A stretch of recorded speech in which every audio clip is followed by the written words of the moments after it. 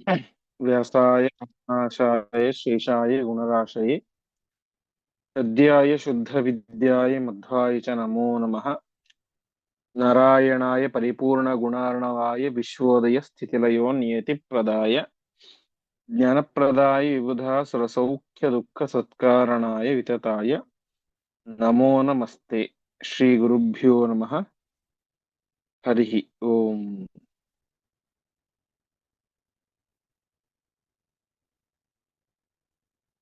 ಹಿಂದೆ ನಾವು ನೋಡಿದಂತೆ ಕೃಷ್ಣ ತನ್ನ ಅಭಿಪ್ರಾಯವನ್ನ ಆ ಸುಧರ್ಮ ಸಭೆಯಲ್ಲಿ ಹೇಳಿದಾಗ ಬಲರಾಮ ಹೇಳ್ತಾನೆ, ಯಾರು ಕೂಡ ಯುದ್ಧ ಮಾಡ್ಲಿಕ್ಕೆ ಹೋಗೋದು ಬೇಡ.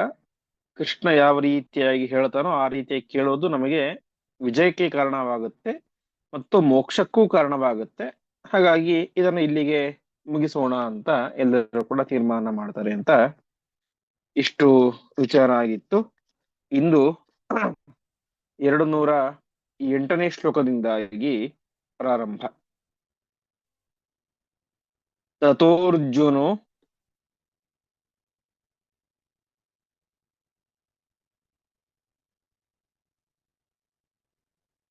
ಯತ್ರ ತಿಷ್ಠೇನ್ನ ಕಶ್ಚಿತ್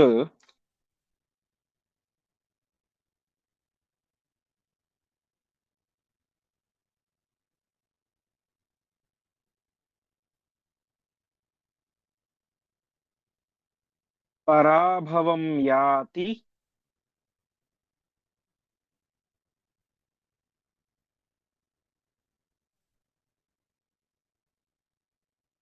ಕೃಷ್ಣಾಜ್ಞೆಯೈವ.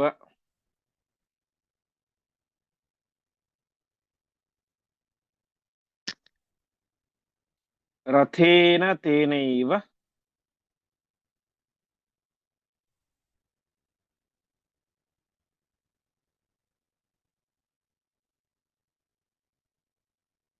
ಯಯೌ ಸಭಾರ್ಯಃ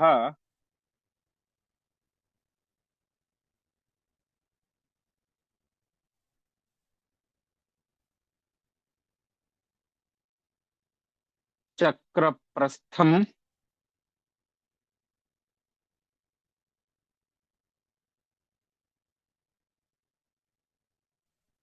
ಚಾವಿಶತ್ ಭ್ರಾತೃಗುಪ್ತಂ.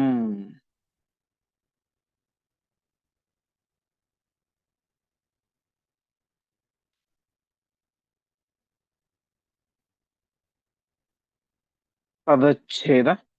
ತತಃ ಅರ್ಜುನಃ ಯತ್ರ ತಿಷ್ಠೇತ್, ಕೆಲವು ವ್ಯಾಖ್ಯಾನಕಾರರ ಪ್ರಕಾರ ತಿಷ್ಠನ್ ಅಂತ, ತಿಷ್ಠೇತ್ ನ ಕಶ್ಚಿತ್ ಪರಾಭವಂ ಯಾತಿ ಕೃಷ್ಣಾಜ್ಞೆಯ ಏವ ರಥೇನ ತೇನ ಏವ ಯಯೌ ಸಭಾರ್ಯಃ ಚಕ್ರ ಶಕ್ರಪ್ರಸ್ಥಂ ಚ ಅವಿಶತ್ ಭ್ರಾತೃಗುಪ್ತಂ. ಯತ್ರ ತಿಷ್ಠೇತ್ ಕಶ್ಚಿತ್, ಎಲ್ಲಿ ಅರ್ಜುನ ಇರ್ತಾನೋ ಅಲ್ಲಿ ಯಾರಿಗೂ ಕೂಡ ಏನಿಲ್ಲ ಪರಾಭವ, ಸೋಲು ಅನ್ನೋದಿಲ್ಲ ಅಂತ. ಅರ್ಥಾತ್ ನಾವು ಪ್ರಸಿದ್ಧವಾದಂತಹ ಒಂದು ಗೀತೆಯ ಮಾತಿದೆ, ಯತ್ರ ಯೋಗೇಶ್ವರ ಕೃಷ್ಣೋ ಯತ್ರ ಪಾರ್ಥೋ ಧನುರ್ಧರ ತತ್ರ ಶ್ರೀ ವಿಜಯೋ ಭೂತಿ ಧ್ರುವ ನೀತಿರ್ಮತಿರ್ಮಮ ಅಂತ. ಹಾಗೆ ಎಲ್ಲಿ ಯೋಗೇಶ್ವರನಾದಂತಹ ಕೃಷ್ಣ ಇರ್ತಾನೋ ಮತ್ತು ಎಲ್ಲಿ ಧನುರ್ಧಾರಿಯಾದಂತಹ ಪಾರ್ಥ ಅರ್ಜುನ ಇರ್ತಾನೋ ಅಲ್ಲಿ ಸೋಲು ಎನ್ನುವುದು ಇರೋದಿಲ್ಲ ಅಂತ. ಹಾಗೆ ಅರ್ಜುನ ಎಲ್ಲಿ ಇರ್ತಾನೋ ಅಲ್ಲೇ ಸೋಲು ಇರಲ್ಲ ಅಂತ ಹೇಳಿದ್ಮೇಲೆ, ಅಂದ್ರೆ ಆ ಪಕ್ಷಕ್ಕೆ ಸೋಲು ಇರೋದಿಲ್ಲ ಅಂತ ಹೇಳಿದ್ಮೇಲೆ ಅರ್ಜುನನಿಗೆ ಸೋಲಿರ್ಲಿಕ್ಕೆ ಸಾಧ್ಯವೇ ಇಲ್ಲ. ಇದು ಯಾರ ಮಾತು? ಕೃಷ್ಣಾಜ್ಞೆಯ, ಇದು ವೇದವ್ಯಾಸರ ಮಾತು ಎಂಬುದಾಗಿ ತಿಳಿಸ್ತಾ ಇದ್ದಾರೆ. ಅಂದ್ರೆ ಮಹಾಭಾರತವನ್ನು ಬರೆದಂಥವರು ವೇದವ್ಯಾಸ ದೇವರು.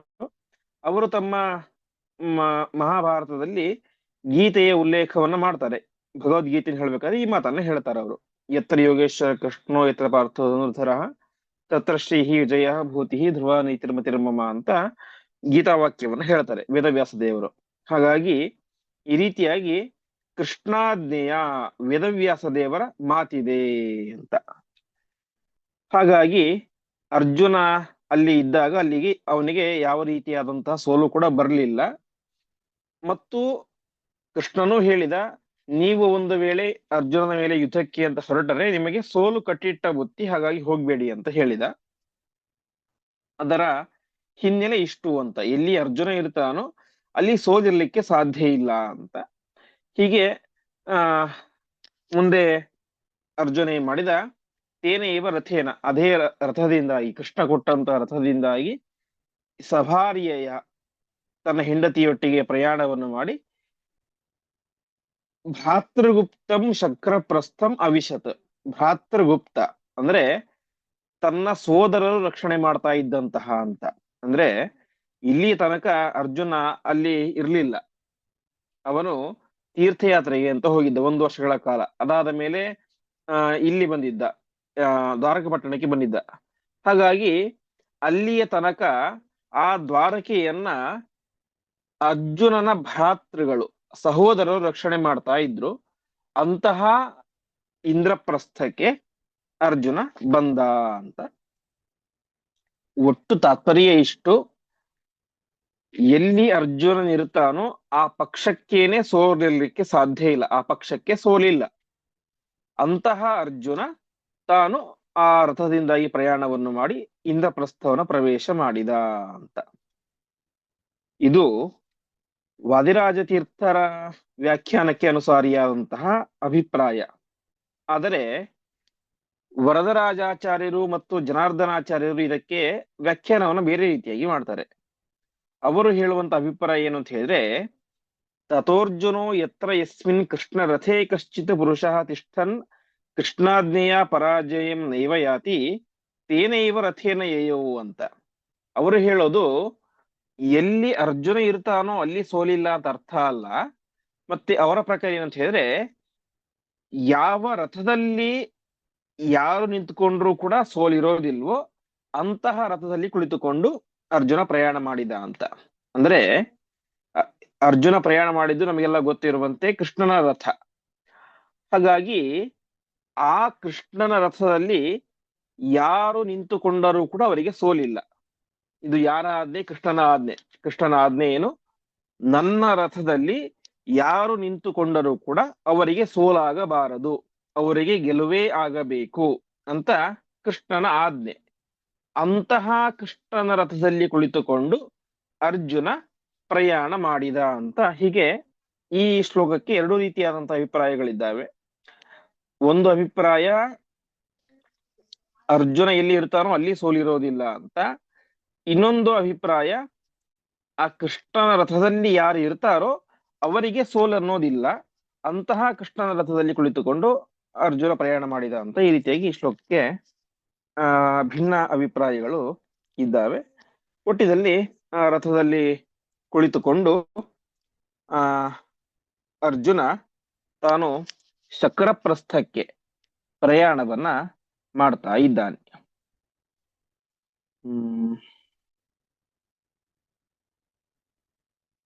ಮುಂದೆ ಸಂಭಾವಿತೋ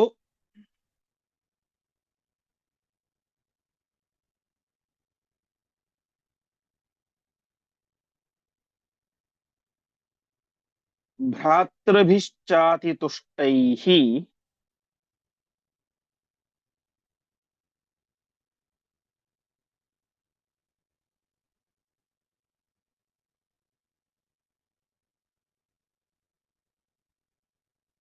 ಊಚೇಥ ಸರ್ವಂ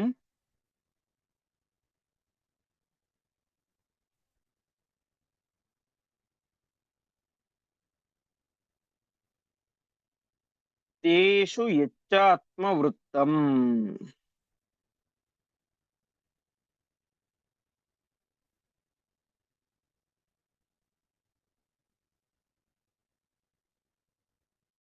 ಶಾಂತೇಷು ವಾಕ್ಯಾತ್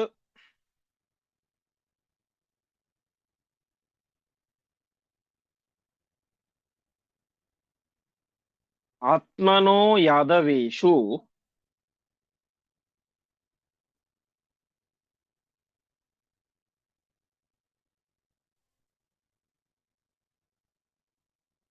ಕೃಷ್ಣೋ ಯುಕ್ತೋ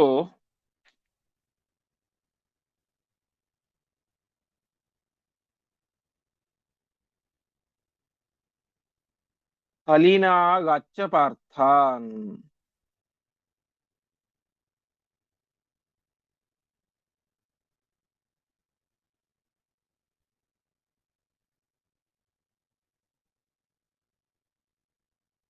ಪರಚ್ಛೇದ ಸಂಭಾವಿತಃ ಭ್ರಾತೃಭಿಃ ಚ ಅತಿತುಷ್ಟೈಃ ಊಚೆ ಅಥ ಸರ್ವಂ ತೇಷು ಯತ್ ಚ ಆತ್ಮವೃತ್ತಂ ಶಾಂತೇಷು ವಾಕ್ಯಾತ್ ಆತ್ಮನಃ ಯಾದವೇಷು ಕೃಷ್ಣಃ ಯುಕ್ತಃ ಹಲಿನಾ ಅಗಾತ್ ಚ ಪಾರ್ಥ. ಅರ್ಜುನ ಇಂದ್ರಪ್ರಸ್ಥಕ್ಕೆ ಪ್ರವೇಶವನ್ನು ಮಾಡಿ ತನ್ನ ಅರಮನೆಗೆ ಬಂದ.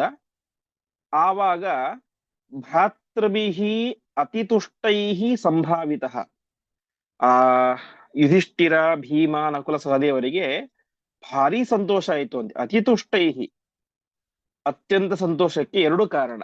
ಒಂದು, ತೀರ್ಥಯಾತ್ರೆಗೆ ಹೋದಂತಹ ಅರ್ಜುನ ಮತ್ತೆ ಪುನಃ ವಾಪಸ್ ಬಂದಿದ್ದಾನೆ ಅಂತ ಒಂದು ಕಾರಣ. ಇನ್ನೊಂದು ಕಾರಣ, ವಿವಾಹವನಾಗಿ ಬಂದಿದ್ದಾನೆ, ಸುಭದ್ರೆಯನ್ನು ಕರೆದುಕೊಂಡು ಬಂದಿದ್ದಾನೆ ಅಂತ. ಹೀಗೆ ಅವರಿಗೆ ಭಾರಿ ಸಂತೋಷ ಆಯಿತು. ಆವಾಗ ಅರ್ಜುನ ಎಲ್ಲವನ್ನು ಕೂಡ ತಿಳಿಸಿದ. ಆತ್ಮವೃತ್ತಂ ಸರ್ವಂ ತೇಷು ಊಚೆ, ತನ್ನ ಎಲ್ಲ ವೃತ್ತಾಂತ, ತೀರ್ಥಯಾತ್ರೆ ವೃತ್ತಾಂತ ಎಲ್ಲವನ್ನು ಕೂಡ, ಮತ್ತು ಈ ಸುಭದ್ರೆಯ ಮದುವೆಯ ಪ್ರಸಂಗ ಎಲ್ಲವನ್ನು ಕೂಡ ಅವರಿಗೆ ತಿಳಿಸ್ತಾನೆ.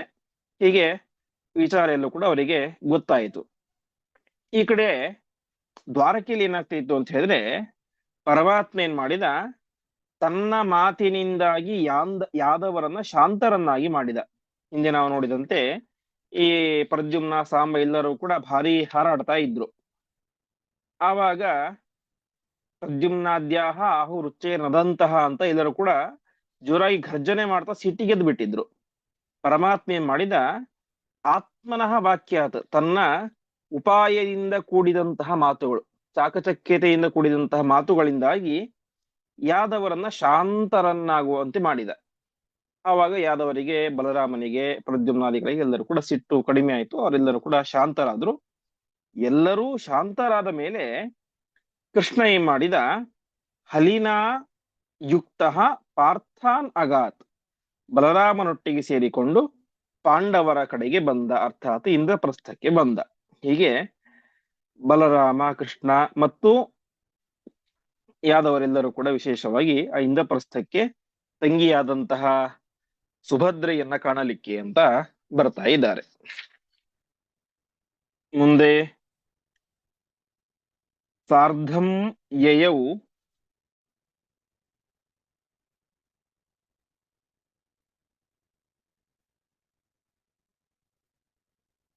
ಶಕಟೈರತ್ನಪೂರ್ಣೈಃ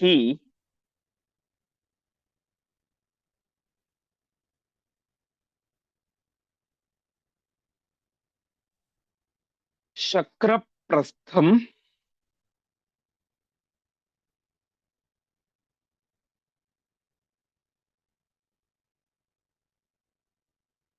ಪೂಜಿತಸ್ತತ್ರ ಪಾರ್ಥೈಃ.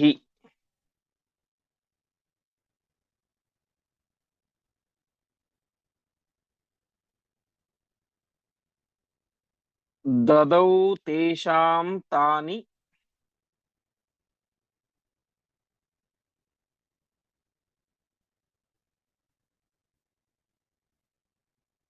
ರಾಮೇಣ ಯುಕ್ತಃ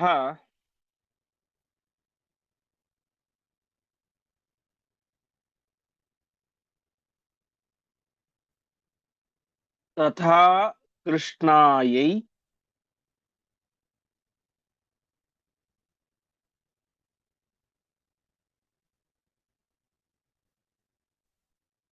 ಭೂಷಣಾನಿ ಸ್ವಸುಶ್ಚ.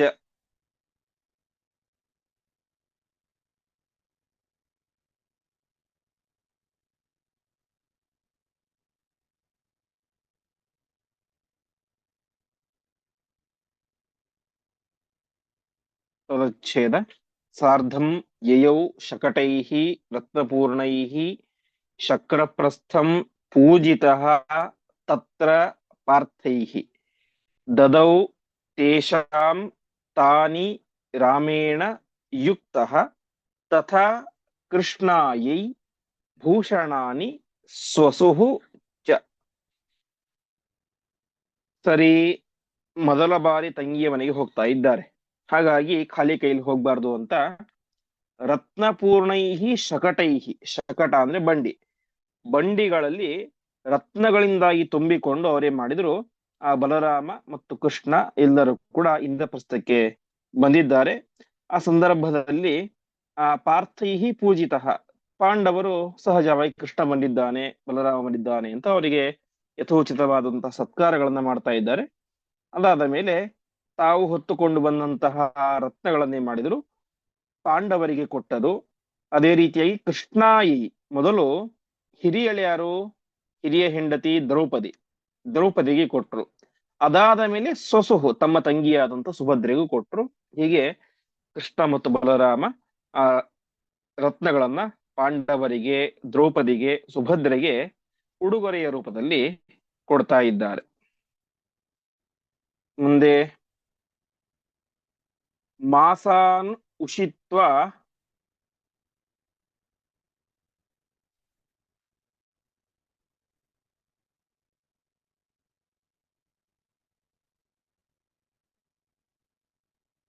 ಕತಿಚಿದ್ರೋಹಿಣಿಯೋ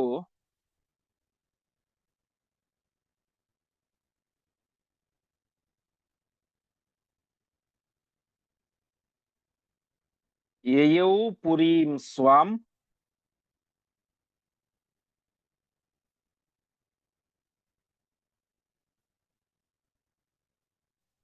ಕೇಶವೋತ್ರಾವಸಚ್ಚ.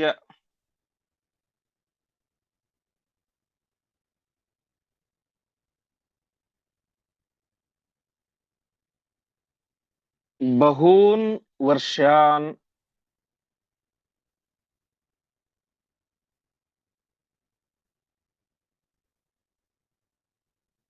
ಪಾಂಡವೈಃ ಪೂಜ್ಯಮಾನಃ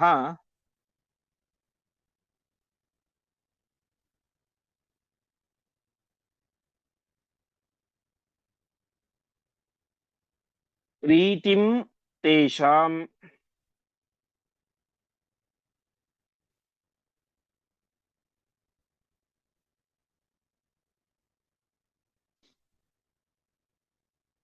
ಆದಧಾನೋಧಿಕಾಂ ಸ್ವಾಂ.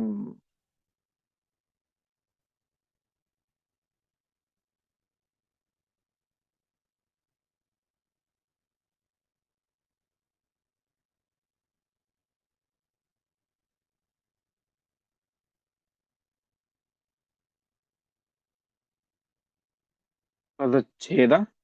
ಮಾಸಾನ್ ಉಷಿತ್ವ ಕತಿಚಿತ್ ರೌಹಿಣೇಯಃ ಯಯೌ ಪುರೀಂ ಸ್ವಾಂ ಕೇಶವಃ ಅತ್ರ ಅವಸತ್ ಚ. ಬಹೂನ್ ವರ್ಷಾನ್ ಪಾಂಡವೈಃ ಪೂಜ್ಯಮಾನಃ ಪ್ರೀತಿಂ ತೇಷಾಂ ಆದಧಾನಃ ಅಧಿಕಾಂ ಸ್ವಾಂ. ಎಲ್ಲ ಉಡುಗೊರೆಗಳನ್ನು ಕೊಡುವ ಕೆಲಸ ಮುಗಿತ್ತು. ಅದಾದ ಮೇಲೆ ತಂಗಿಯ ಮೇಲಿನ ಪ್ರೀತಿಯಿಂದ ರೌಹಿಣೀಯ ಬಲರಾಮ ಕತಿಚಿತ್ ಮಾಸಾನ್, ಕೆಲವು ತಿಂಗಳುಗಳ ಕಾಲ ಅಲ್ಲಿಯೇನೆ ಉಷಿತ್ವ ವಾಸವಾಗಿದ್ದ. ವಾಸವೆಲ್ಲವಾದ ಮೇಲೆ ಸ್ವಾಂಪುರಿ ಮೇಯು, ತನ್ನ ದ್ವಾರಕ ಪಟ್ಟಣಕ್ಕೆ ವಾಪಸ್ ಬಂದ್ಬಿಟ್ಟ. ಆದರೆ ಕೃಷ್ಣ ಮಾತ್ರ ಬರಲಿಲ್ಲ ಅಂತೆ. ಕೃಷ್ಣ ಏನ್ ಮಾಡಿದ, ಕೆಲವು ಮಾಸಗಳಲ್ಲ, ಬಹೂನ್ ವರ್ಷ. ನೋಡಿ, ಆ ಬಲರಾಮನಿಗೆ ಮಾಡಿದಂತಹ ಪದಪ್ರಯೋಗ ಕತಿಚಿತ್ ಅಂದ್ರೆ ಕೆಲವು ಅಂತ. ಆದರೆ ಕೃಷ್ಣನಿಗೆ ಹಾಗಲ್ಲ, ಬಹುನ್ ಅನೇಕ, ಬಹಳ ಅಂತ. ಪಾಂಡವರ ಮೇಲಿನ ಭಾರೀ ಪ್ರೀತಿಯಿಂದಾಗಿ ಕೃಷ್ಣ ಬಹೂನ್ ವರ್ಷ, ಬಹಳ ವರ್ಷಗಳ ಕಾಲ ಅಲ್ಲಿಯೇ ಇದ್ದ. ಹೇಗಿದ್ದ? ಪಾಂಡವೈಹಿ ಪೂಜ್ಯಮಾನ, ಪಾಂಡವರು ಪ್ರತಿನಿತ್ಯ ಕೃಷ್ಣನ ವಿಶೇಷವಾದಂತಹ ಪೂಜೆಯನ್ನು ಮಾಡ್ತಾ ಇದ್ರು. ಅಷ್ಟು ಮಾತ್ರ ಅಲ್ಲ, ಅಧಿಕಾಂ ಪ್ರೀತಿಂ ತೇಷಾಂ ಆದದಾನ, ಅವರನ್ನ ವಿಶೇಷವಾಗಿ ಪ್ರೀತಿಸ್ತಾ ಇದ್ದ. ಹೀಗೆ ಅವರನ್ನ ಪರಮಾತ್ಮ ವಿಶೇಷವಾಗಿ ಪ್ರೀತಿಸ್ತಾ ಇದ್ದ. ಪಾಂಡವರು ಕೃಷ್ಣನಿಗೆ ವಿಶೇಷವಾದಂತ ಪೂಜೆಯನ್ನು ಸಲ್ಲಿಸ್ತಾ ಇದ್ರು. ಹೀಗೆ ಅವರ ಪೂಜೆಯನ್ನು ಸ್ವೀಕಾರ ಮಾಡಿ ಅವರಲ್ಲಿ ತನ್ನ ಪ್ರೀತಿಯನ್ನು ವಿಶೇಷವಾಗಿ ಅಭಿವೃದ್ಧಿ ಮಾಡ್ತಾ ಪರಮಾತ್ಮ ಅನೇಕ ವರ್ಷಗಳ ಕಾಲ ಆ ಇಂದ್ರಪ್ರಸ್ಥದಲ್ಲಿ ವಾಸವಾಗಿದ್ದ. ಒಟ್ಟಿನಲ್ಲಿ ಸುಭದ್ರೆಯ ವಿವಾಹದ ಪ್ರಸಂಗ ಎಂಬುದು ಸುಖಾಂತ್ಯ ಆಯಿತು. ಯುದ್ಧ ಮಾಡಲಿಕ್ಕೆ ಅಂತ ಹೊರಟಂತಹ ಪ್ರದ್ಯುಮ್ನ ಸಾಂಬಾದಿಗಳು ಕೃಷ್ಣನ ಮಾತಿನಿಂದ ಶಾಂತರಾದರು. ಅದೇ ರೀತಿಯಾಗಿ ಸ್ವಲ್ಪ ಅಸಮಾಧಾನ ಇದ್ದಂತಹ ಬಲರಾಮನು ಕೂಡ ಶಾಂತನಾದ. ಅವನು ಕೂಡ ಅಲ್ಲಿಗೆ ಬಂದು ಮುತ್ತು ರತ್ನಗಳನ್ನ ಉಡುಗೊರೆಯಾಗಿ ಕೊಟ್ಟ. ಅನೇಕ ತಿಂಗಳುಗಳ ಕಾಲ ಅಲ್ಲಿಯೇ ವಾಸವಾಗಿದ್ದ. ಕೃಷ್ಣನಂತೂ ಬಹಳ ವರ್ಷಗಳ ಕಾಲ ಅಲ್ಲಿ ವಾಸವಾಗಿದ್ದ. ಹೀಗೆ ಸುಭದ್ರಾ ಪರಿಣಯ ಸುಖ ಅಂತ್ಯ ಆಯಿತು. ಇಲ್ಲಿಗೆ ಈ ವಿಚಾರವನ್ನ ಆಚಾರ್ಯರ ಮುಗಿಸಿ ಮತ್ತೆ ಮುಂದೆ ದ್ರೌಪದಿಯ ಸಂತಾನದ ವಿಚಾರಕ್ಕೆ ಬರ್ತಾ ಇದ್ದಾರೆ. ಶ್ಲೋಕ ಆಸನ್ ಕೃಷ್ಣಾಯಾಹ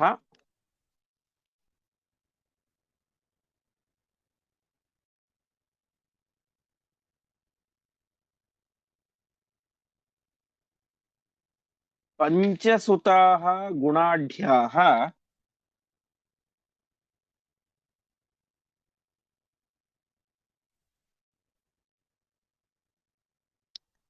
ವಿಶ್ವೇ ದೇವಾಃ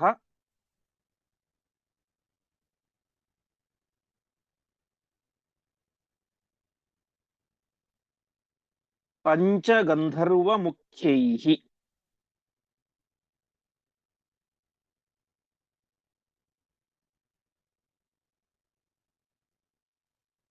ಆವಿಷ್ಟಾಸ್ತೆ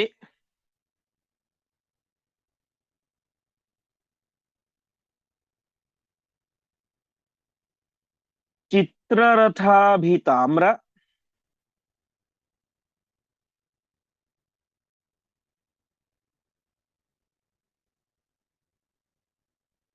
ಕಿಶೋರ ಗೋಪಾಲ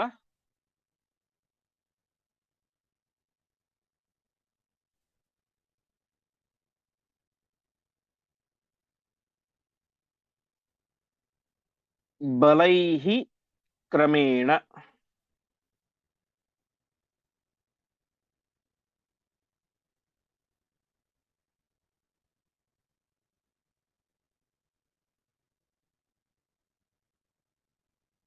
ಪದಚ್ಛೇದ ಆಸನ್ ಕೃಷ್ಣಾಯಾಹ ಪಂಚಸುತಾಃ ಗುಣಾಢ್ಯಾಃ ವಿಶ್ವೇ ದೇವಾಃ ಪಂಚಗಂಧರ್ವ ಮುಖ್ಯೈಃ ಆವಿಷ್ಟಾಃ ತೇ ಚಿತ್ರರಥಾಭಿತಾಮ್ರ ಕಿಶೋರ ಗೋಪಾಲ ಬಲೈಃ ಕ್ರಮೇಣ. ದ್ರೌಪದಿಯಲ್ಲಿ 5 ಜನ ಮಕ್ಕಳು ಹುಟ್ಟುತ್ತಾ ಇದ್ದಾರೆ. ಅವರು ಹೇಗಿದ್ದರು? ಗುಣಾಢ್ಯ, ಉತ್ತಮ ಗುಣಶಾಲಿಗಳಾದಂತಹ ಮಕ್ಕಳು ಪಾಂಡವರಿಂದ ಹುಟ್ಟಿದರು. ಅವರ್ಯಾರು? ಅವರು ಮೂಲತಃ ವಿಶ್ವೇ ದೇವತೆಗಳು ಅಂತ. ವಿಶ್ವೇ ದೇವತೆಗಳು ಅಂತ ಹೇಳಿದ್ರೆ ಶ್ರಾದ್ದಕ್ಕೆ ನಿಯಾಮಕರಾದಂತಹ ದೇವತೆಗಳು. ನಾವು ಇವತ್ತು ಶ್ರಾದ್ದಾದಿಗಳನ್ನು ಮಾಡ್ಬೇಕಾದ್ರೆ ಹೇಗೆ ಪ್ರತಿ ಸಾಂವತ್ಸರಿಕ ಶ್ರಾದ್ದದಲ್ಲಿ ಪುರೂರವ, ಆರ್ದ್ರವ ಅಂತ, ಮತ್ತು ಪಕ್ಷ ಮಾಸದಲ್ಲಿ ಅಥವಾ ತೀರ್ಥ ಶ್ರಾದ್ದವನ್ನು ಮಾಡ್ಬೇಕಾದ್ರೆ ಧೂರಿ ಲೋಚನ ಅಂತ, ಹೀಗೆ ಒಟ್ಟು 10 ಜನ. ಅವ್ರದ್ದು 5 ಗುಂಪುಗಳು. ಒಂದೊಂದು ಗುಂಪಿನಲ್ಲಿ ಇಬ್ಬರಿಬ್ರು ಇರ್ತಾರೆ.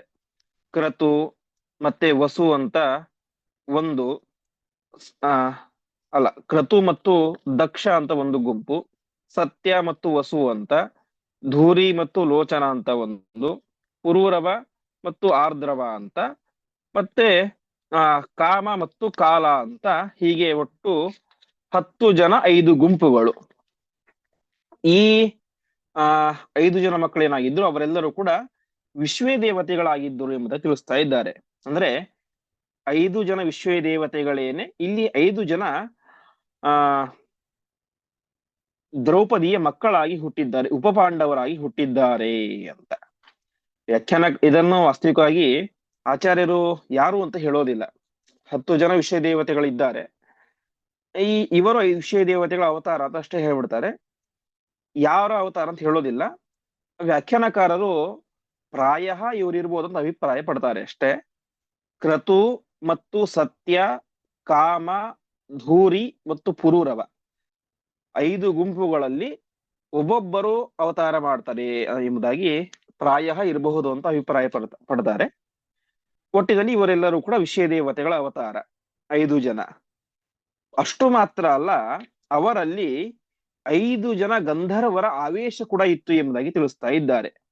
ಮೊದಲನೆಯವನಲ್ಲಿ ಚಿತ್ರರಥ ಎನ್ನುವಂತಹ ಗಂಧರ್ವ, ಎರಡನೇ ಮಗನಲ್ಲಿ ಅಭಿತಾಮ್ರ ಎನ್ನುವಂತಹ ಗಂಧರ್ವನ ಆವೇಶ, ಮೂರನೇ ಮಗನಲ್ಲಿ ಕಿಶೋರ ಎನ್ನುವಂತಹ ಗಂಧರ್ವನ ಆವೇಶ, ನಾಲ್ಕನೇ ಮಗನಲ್ಲಿ ಗೋಪಾಲ ಎನ್ನುವಂತಹ ಆ ಗಂಧರ್ವನ ಆವೇಶ, ಮತ್ತು ಐದನೇ ಮಗನಲ್ಲಿ ಬಲ ಎನ್ನುವಂತಹ ಗಂಧರ್ವನ ಆವೇಶ.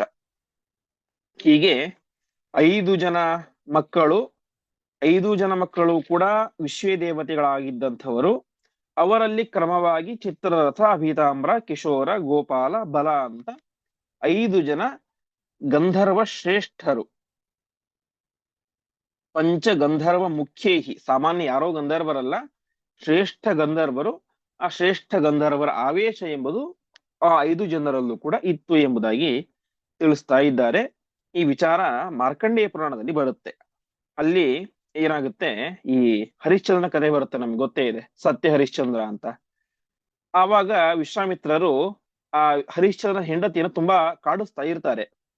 ಅಂದ್ರೆ ಆವಾಗ ಏನಾಗುತ್ತೆ, ಈ ವಿಷಯ ದೇವತೆಗಳಿದ್ದಾರಲ್ಲ 10 ಜನ, ಅವರನ್ನು ನಿಂದನೆ ಮಾಡ್ತಾರೆ ಅಂತೆ ವಿಶ್ವಾಮಿತ್ರ ಋಷಿಗಳನ್ನ. ಆವಾಗ ಅವರು ಶಾಪ ಕೊಡ್ತಾರೆ, ನೀವು ಭೂಮಿಯಲ್ಲಿ ಹುಟ್ಟಿ ಎಂಬುದಾಗಿ ಶಾಪವನ್ನು ಕೊಡ್ತಾರೆ. ಅವರು ಮತ್ತೆ ಪ್ರಾರ್ಥನೆ ಮಾಡ್ತಾರೆ, ನಮಗೆ ಭೂಮಿಯಲ್ಲಿ ಹುಟ್ಟೋದು ಇಷ್ಟ ಇಲ್ಲ, ಹಾಗೆ ಹೀಗೆ ಅಂತ ಹೇಳಿದಾಗ ಆವಾಗ ವಿಶ್ವಾಮಿತ್ರರು ಹೇಳ್ತಾರೆ, ಮಾನುಷತ್ಯೇಪಿ ಭವತಾಂ ಭವಿತ್ರಿ ನೈವ ಸಂತತಿ ಅಂತ. ನಿಮಗೆ ಮನುಷ್ಯರಾಗಿ ಹುಡ್ತೀರಿ, ಆದ್ರೆ ನಿಮಗೆ ಈ ಮನುಷ್ಯರಿಗಿರುವಂತಹ ಕಾಮ, ಕ್ರೋಧ, ಮತ್ಸರಿ ಯಾವುದು ಕೂಡ ಇರೋದಿಲ್ಲ. ಅಷ್ಟು ಮಾತ್ರ, ನಿಮಗೆ ಮದುವೆ ಕೂಡ ಆಗೋದಿಲ್ಲ. ನೀವು ಮದುವೆ ಆಗೋದಕ್ಕಿಂತ ಮುಂಚೆಯೇನೆ, ಚಿಕ್ಕ ವಯಸ್ಸಿನಲ್ಲೇನೆ ನಿಮಗೆ ಮರಣ ಎಂಬುದು ಬರುತ್ತೆ. ಆ ಮೂಲಕ ನಿಮಗೆ ಮನುಷ್ಯ ಜನ್ಮ ತುಂಬಾ ಕಡಿಮೆ ಅವಧಿಯಲ್ಲಿ ಇರುತ್ತೆ ಎಂಬುದಾಗಿ ಅದಕ್ಕೆ ಪರಿಹಾರವಾದಂತಹ ಒಂದು ಉಶಾಪವನ್ನು ಕೂಡ ಕೊಡ್ತಾರೆ. ಆ 5 ಜನರೇನೆ ಇಲ್ಲಿ ದ್ರೌಪದಿಯ 5 ಜನ ಮಕ್ಕಳಾಗಿ ಹುಟ್ಟಿದ್ದಾರೆ. ಹಾಗಾಗಿ ಅಲ್ಲೇನಾಗುತ್ತೆ, ಮಹಾಭಾರತ ಯುದ್ಧದ ಸಂದರ್ಭದಲ್ಲಿ ಆ ಶಿಬಿರ ದಾಹದಲ್ಲಿ ಅಶ್ವತ್ಥಾಮಾಚಾರ್ಯರು ಈ 5 ಜನರನ್ನು ಕೂಡ ಸಂಹಾರ ಮಾಡ್ತಾರೆ. ಅವರಿಗೆ ಆವಾಗಿನ್ನು ಚಿಕ್ಕ ವಯಸ್ಸು, ಮದುವೆ ಕೂಡ ಆಗಿರ್ಲಿಲ್ಲ. ಹೀಗೆ ವಿಶ್ವಾಮಿತ್ರರ ಶಾಪದ ಪ್ರಕಾರ ಆ 5 ಜನರು ಕೂಡ ಮದುವೆ ಆಗುವುದಕ್ಕಿಂತ ಮುಂಚೆಯೇನೆ ತಾವು ತಮ್ಮ ದೇಹತ್ಯಾಗ ಮಾಡ್ತಾರೆ ಎಂಬುದಾಗಿ ಬರ್ತಾ ಇದೆ. ಹೀಗೆ ಒಟ್ಟಿನಲ್ಲಿ ಪಂಚ ಪಾಂಡವರಿಂದಾಗಿ ದ್ರೌಪದಿಯಲ್ಲಿ 5 ಜನ ಮಕ್ಕಳು ಹುಟ್ಟಿದರು. ಅವರ ಹೆಸರೇನು ಅಂತ ಈ ಶ್ಲೋಕದಲ್ಲಿ ಹೇಳ್ತಾ ಇದ್ದಾರೆ. ಪ್ರತಿವಿಂಧ್ಯ ಶ್ರುತಸೋಮಃ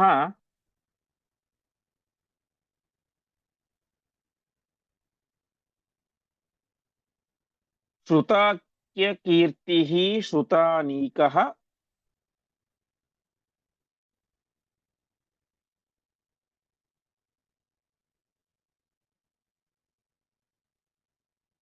ಉತ ಶ್ರುತಕ್ರಿಯಃ.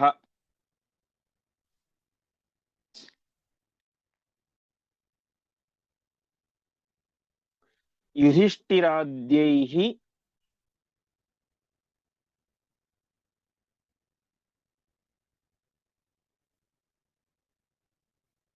ಕ್ರಮಶಃ ಪ್ರಜಾತಾಃ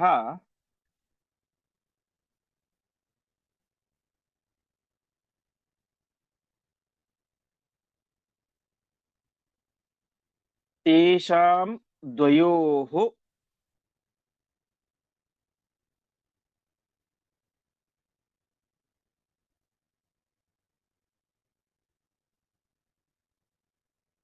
ಚಾವರಜೋಭಿಮನ್ಯುಃ.